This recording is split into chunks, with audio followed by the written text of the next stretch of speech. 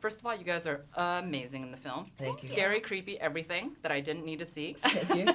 So tell me, can you tell me who your characters are and just give me a simple setup Sure. of the film? My character is Miles, and he's this kid who's kind of battling loss. Like he's battling grief. He has a lot of people that he's lost in his life, so he's a lost kid.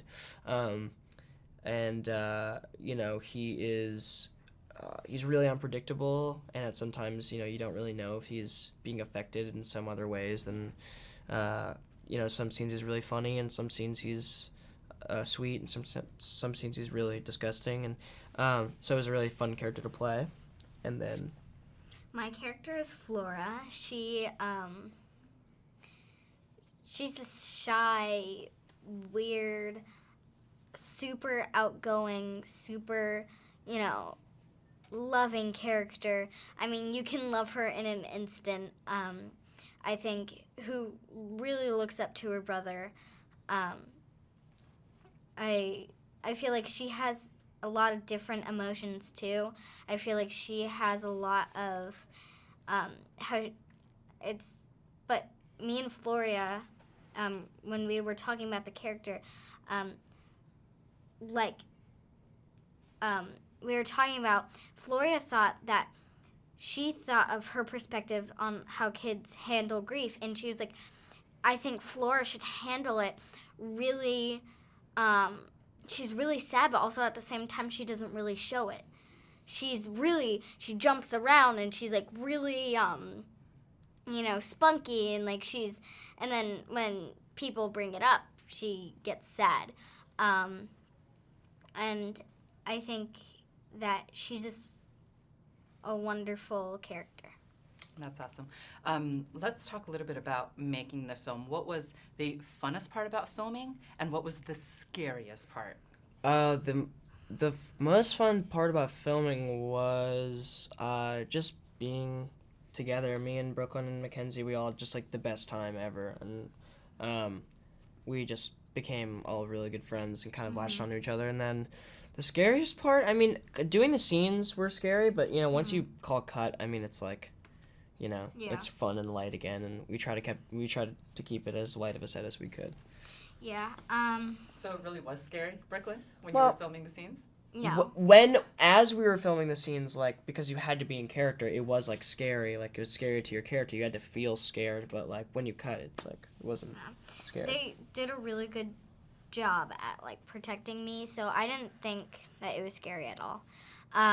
The funniest part was the funnest part. Oh, yeah. The funnest part. I think for me was pulling pranks on people, trying to make them scared. I tried to make him scared a lot. I tried to scare the ADs and the directors, and it worked a handful of times. Yes. Because she was so small, you could see her from a mile away. Yeah, but also I was teeny tiny. Yeah, but it was fun. Yeah. So let's talk about the house, because the house is so beautiful, so incredible, but at the same time quite haunting. So what was the coolest part about filming there, and were there any scary or eerie parts of it? There's definitely eerie parts of the house for sure, there's darker rooms and stuff. Yeah. But it's a really beautiful place, and we got to shoot in. Really beautiful. It's mixed with modern. And it's modern, but it's also old. And we got to shoot through the entire estate, and the entire place was kind of it was huge, so it was really fun to kind of run around. Yeah. Okay, so Floria, please start off by just setting up simply what the story is of The Turning. The story is about a woman named Kate. And when we first meet her, we can see that maybe there's been some kind of trauma in her life. And then she gets the job of her dreams. It's sort of the Cinderella moment where she gets the job to take care of a 6-year-old. How hard could it be? And this beautiful big estate. And when she gets there, things aren't what they seem to be. And there are things in the shadows, but there are also things that maybe she has to face. So I look at it as sort of the key to the Pandora's box as we enter sort of her POV. Now, speaking about the shadows, I feel like this is one of those movies that is a horror, yet it's really a psychological thriller, but it all happens in the shadows. Can you speak about that? Well, what drew me to make a movie about the turn of the screw is the idea that it's been interpreted so many different ways over time. You know, you can read the novella and read it as a ghost story, and then you could read it as a psychological story about a woman going mad. And you know, if you buy the book right now, it's that thick, even though it's 120 pages. And it's because people over the years have been fascinated with that, the sort of symbology behind some of the things that Henry James talks about, and the idea that you can kind of maybe even reflect things that have happened to you onto the film, you know, in this sort of way. And speaking about the film and its environment, Bly House is kind of a character on its own. Can you speak about that a little bit and how you crafted that? Yeah, I wanted to find the perfect location that had like 80% of what I needed, and that house had it. It had the maze, it had the pond, it had the drive up. The house looked fantastic and scary from the outside, but you can get lost on the inside. And it was a place also that we were able to customize. We were able to paint it, which was amazing. In these historical houses, you're not able to do that. So it was really a character in the way that you could get lost in the halls and lost in the shadows of it. And of course, the kids being more mischievous, they had control over that, where Kate sort of is kind of unraveling in it.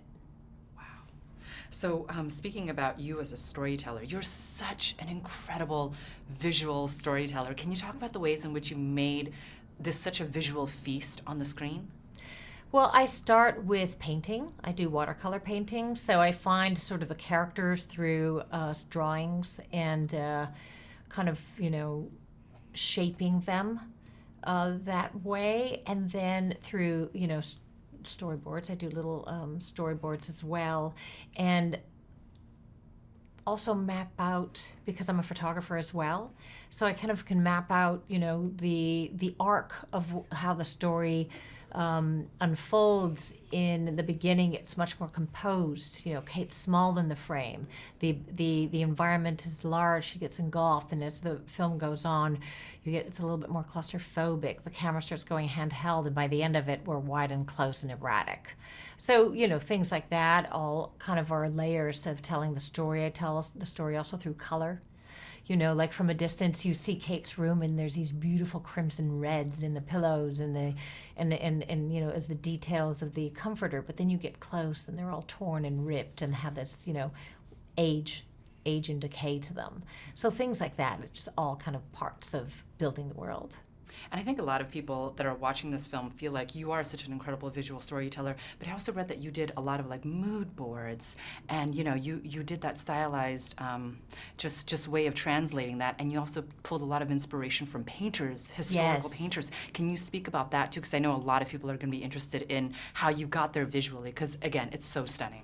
Well, you know, meeting Packy Smith, who's my production designer, we both kind of drew on paintings, and that's what made us click, because we had the same sort of background in art, in painting and stuff. So when he came and he introduced some of the painters like Frederick and Brooklynn, and so we had this sort of mutual, wow, this is such a great place to draw from, because Brooklynn had these amazing ghostly figures in his paintings with these big, tall cypress trees, and there was a mood to them.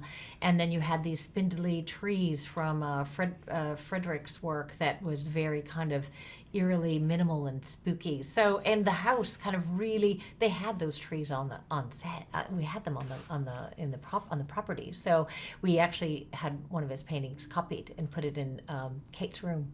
Is that last, you know, in the credits roll where her hand's on that painting? That's one of Frederick's paintings. Oh, wow, that's incredible. That's luck of the draw. So let's talk a bit about the characters, because I feel like you crafted such rich characters. Can you tell me about the protagonist, Kate? Well, Kate is a woman who comes to this place, and we see that she doesn't have, you know, people believing in her. her roommate is like, "Are you going to be okay there?" And her mother's like, "Are you sure?" So, but she's been offered this amazing Cinderella moment, this amazing opportunity to go to this house and take care of this little girl, and what could go wrong? And so we already know that she's coming in a little loaded. And then the house she starts to have these like strange experiences in the house and quite dark experiences in the house. And the kids are acting strange, and they feel like they're harboring secrets.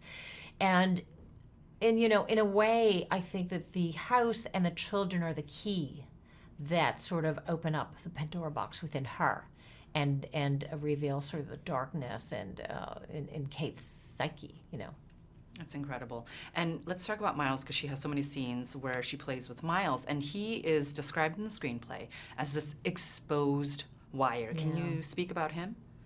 Well, in the script, he was younger, and I wanted to have a bit more tension between Miles and Kate.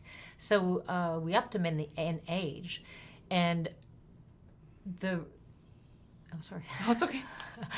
And Finn was perfect for that role because he feels to me like he looks like a dark angel. There's something quite angelic about him and his pale skin and dark locks.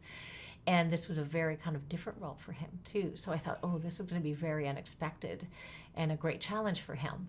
And so he can be, very friendly with Flora, but then also have this other side that's kind of unexpected. And as shocking it is for us, it's shocking for Kate as well, because we know Finn Wolfhard, and he's fun.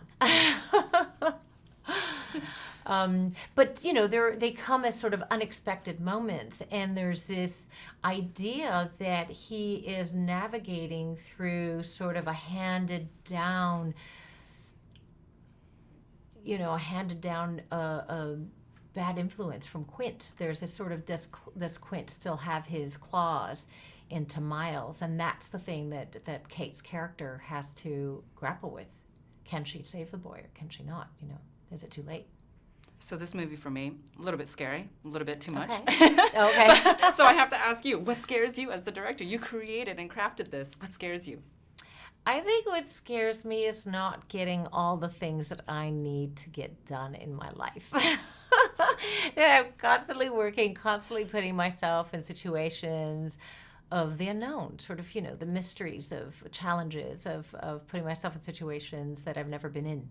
And that's why I think I kind of bounce around from different mediums. I go from photography to music videos to film, and then TV as well.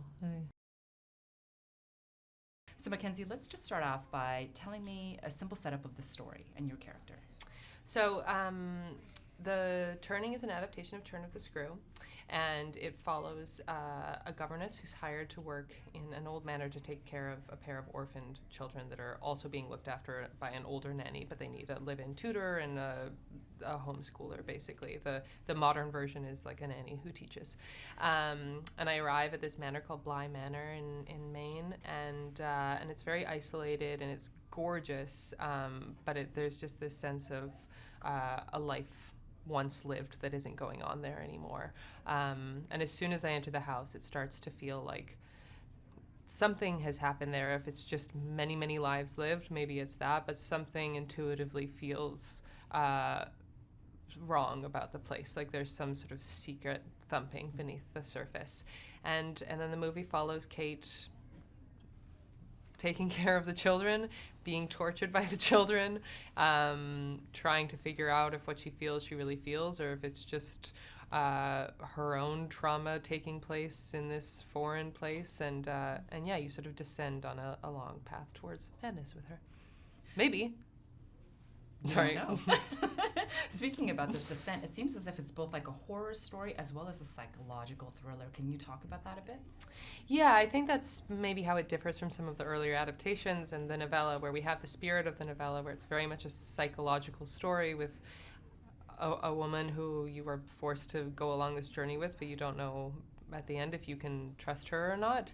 And yet we wanted it to be scary as well, and not just be what the novella is, which is amazing, but this sort of meditative, long, drawn-out, sort of unsettling horror, but nothing that gives you moments of real catharsis. And we wanted both of those things in our movie while staying true to the original spirit. And let's talk about the location, because Bly House, I feel like it's a character unto its own. Yeah. So can you talk about that a little bit? What was the funnest part, or what was the scariest part about being in this huge manor? I mean, the estate that plays Bly Estate in the movie is enormous and gorgeous and just so unlike anything we have really in America or in Canada where I'm from. And it does have its own personality. I mean, as soon as you walk into it, you're first struck by the beauty and the obvious wealth of the previous inhabitants, but also just how palpable many lives passing through one place is, that it doesn't have to be like a murder was here, but that there was just many births and deaths and celebrations and breakups and all sorts of things in this one house, and you can feel that in the walls. And I think it's this totally intangible thing that's added to the movie, that it's not on a soundstage that's supposed to look creepy. It's in this like hundreds and hundreds of years old house that has borne witness to many, many events, and it like still radiates with that. I'm not gonna lie, this movie is a bit scary. So I want to ask you, as the star of this movie, what scares you? Many things. Climate change I find just so terrifying in a constant, like I find it hard to be alive way, because it's so terrifying what's happening to our planet. The sort of greed of horrible men in charge that, pride some sort of being a bossness and wealth over the well-being and health of millions and millions and millions of people. Being like hunted by someone would really scare me. So I'm just terrified of so many things.